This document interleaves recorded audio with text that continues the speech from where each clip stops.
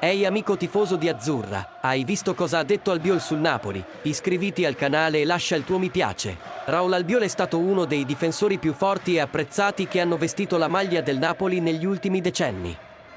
In una recente diretta sui social ha rilasciato dichiarazioni di assoluto amore nei confronti del popolo partenopeo. Attualmente gioca in Spagna nel Villarreal, mi sono innamorato di Napoli. Venivo da un momento difficile, 2 anni al Real Madrid quasi senza giocare. Poi vai a Napoli, ti accolgono e ti senti, di nuovo un giocatore, ti senti importante. Con la maglia azzurra Albiol è diventato leader assoluto della difesa partenopea, facendo crescere al suo fianco anche il giovane Koulibaly. Come ho detto venivo da un momento brutto, per questo in 6 anni ho sempre pensato che magari a fine stagione andavo via, ma poi non era mai il momento vero di andare via spunto. All'inizio i miei familiari hanno fatto fatica, poi non volevano più andare via, ho pensato ci amano così tanto, perché andare via?